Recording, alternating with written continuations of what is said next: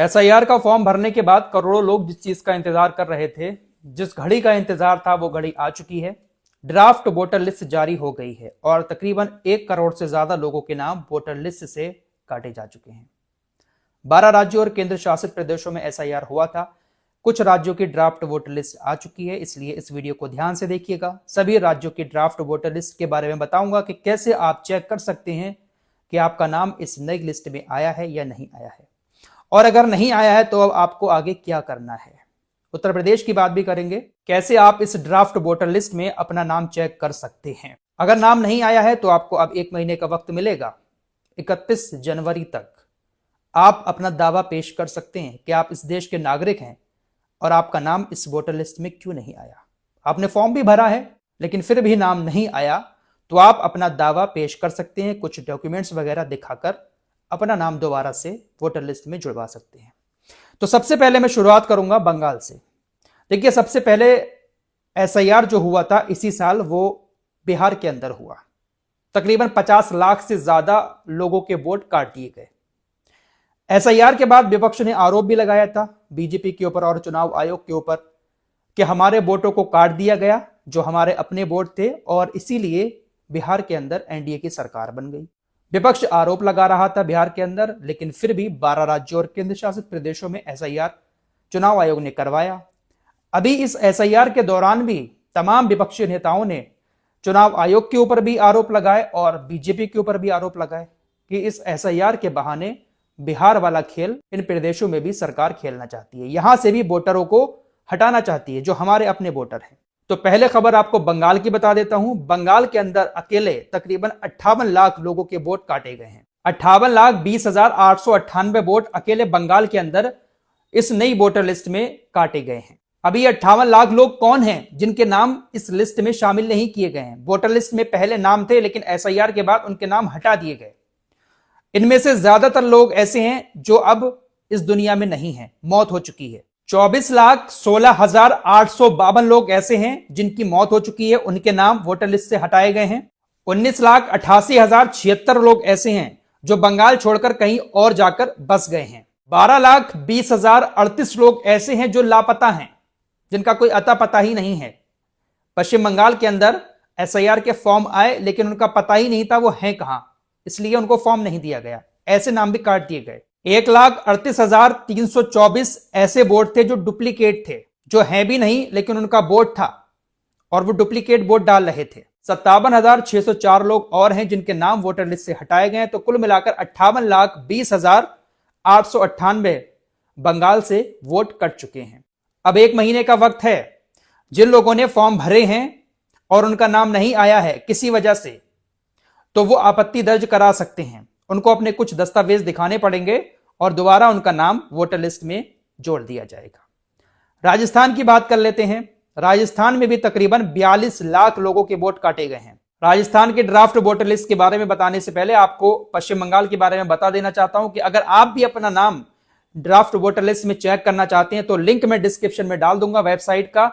उस वेबसाइट पर क्लिक करेंगे आप तो आप ड्राफ्ट वोटर लिस्ट चेक करने वाले पेज पर पहुंच जाएंगे। वहां पर आप अपना ईपिक नंबर, जो आपका फॉर्म मिला होगा एसआईआर का, उस पर ईपिक नंबर लिखा होगा, उस ईपिक नंबर को डालकर आप चेक कर सकते हैं कि आपका नाम वोटर लिस्ट में आया है या नहीं आया है। एसआईआर के बाद राजस्थान की भी ड्राफ्ट वोटर लिस्ट जारी हो चुकी है। 41,85,000 लोगों के वोट काटे गए हैं। अब इनमें भी वही सब है, कुछ लोग लापता हैं, कुछ लोग इस दुनिया से चले गए, कुछ डुप्लीकेट वोट्स हैं या कुछ और वजह से लोगों के नाम नहीं आए हैं। तो नोटिस वगैरह अगर पहुंचेगा घर पर, और अगर नहीं भी पहुंचता है तो आप लिस्ट को चेक करने के बाद आपत्ति दर्ज करा सकते हैं कि आप असली वोटर हैं लेकिन आपका नाम वोटर लिस्ट में नहीं आया। तो आप आपत्ति दर्ज करा सकते हैं बीएलओ से मिलकर। चेक कैसे करना है उसका लिंक भी मैं डिस्क्रिप्शन में डाल दे रहा हूं। लिंक पर क्लिक करेंगे, वेबसाइट खुलेगी, वहां पर आप अपना ईपिक नंबर डालेंगे और आप वहां से चेक कर सकते हैं, राजस्थान के लोग भी, कि आपका नाम इस ड्राफ्ट वोटर लिस्ट में आया है या नहीं आया है।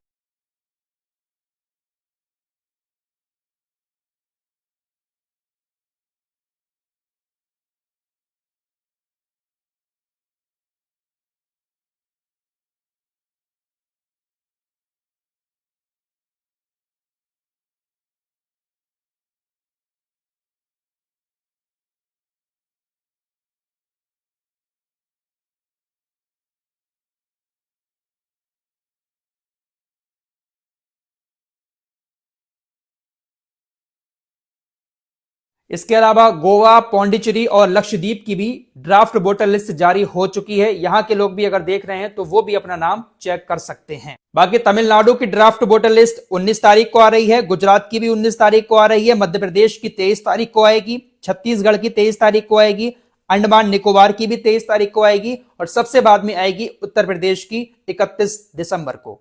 उत्तर प्रदेश में भी अभी लाखों लोग रह गए हैं जिन्होंने एसआईआर का फॉर्म नहीं भरा है या किसी वजह से उनका फॉर्म अभी नहीं भर पाया है, इसीलिए डेट काफी आगे बढ़ाई गई है।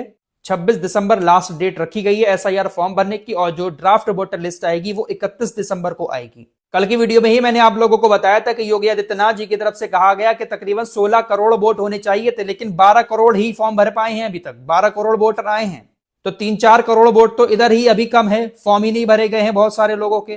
तो जो ड्राफ्ट वोटर लिस्ट आने वाली है, सबसे ज्यादा वोट जो कटिंग दिखेगी वो कहीं ना कहीं उत्तर प्रदेश में ही दिखेगी, क्योंकि यहां पर बहुत सारे लोग, लाखों लोग खत्म भी हो चुके हैं, डुप्लीकेट वोट भी होंगे या दूसरी जगह पर ट्रांसफर हो चुका होगा लोगों का। तो इस तरीके से सबसे ज्यादा जो नाम आएंगे, क्योंकि राज्य भी बड़ा है उत्तर प्रदेश, तो उत्तर प्रदेश में ही सबसे ज्यादा नाम कटने वाले हैं। 31 दिसंबर को ड्राफ्ट वोटर लिस्ट जारी होगी। जिन जिन राज्यों की वोटर लिस्ट जारी होती रहेगी मैं अपडेट करता रहूंगा। फिलहाल बंगाल, राजस्थान और जिन राज्यों की भी वोटर लिस्ट जारी हुई है वो आप लिंक के जरिए वेबसाइट खोलकर अपना ईपिक नंबर डालकर चेक कर सकते हैं। कुल मिलाकर 5 राज्यों की ये जो ड्राफ्ट वोटर लिस्ट आई है, इसमें तकरीबन 1 करोड़ से ज्यादा लोगों के नाम काटे गए हैं। जब एसआईआर शुरू हुआ था तो इन 5 राज्यों में वोटरों की जो संख्या थी उससे 7.6% वोट अब कम हो चुके हैं। अब ये वोट कौन सी पार्टी के थे, किसके समर्थक थे, वो तो कहा जाना बहुत मुश्किल है, लेकिन जो विपक्षी पार्टियां हैं वो बीजेपी के ऊपर, चुनाव आयोग के ऊपर आरोप लगाती हैं कि ये जो वोट काटे जाते हैं इसमें ज्यादातर वोट हमारे होते हैं। फिलहाल चुनाव आयोग की तरफ से लगातार यही कहा जा रहा है कि ये कोई ऐसी प्रक्रिया नहीं है किसी पार्टी को नुकसान पहुंचे इससे, ये सिर्फ और सिर्फ वोटर लिस्ट को साफ सुथरा बनाने के लिए है, क्योंकि जो लोग दुनिया से ही जा चुके उनके नाम भी वोटर लिस्ट में होते हैं, फर्जी वोट बने हुए होते हैं, इसी वजह से ये एसआईआर कराया जाता है। इस पूरे मामले पर आप लोगों का क्या कहना है? क्या वाकई में इससे विपक्षी पार्टियों को नुकसान होगा या जो वोट कटे हैं उसमें बीजेपी के भी वोट होंगे और जो एनडीए के दल हैं उसके भी वोट होंगे? कमेंट बॉक्स में जरूर बताएं। बाकी लेटेस्ट अपडेट के लिए हमारे साथ जुड़े रहें।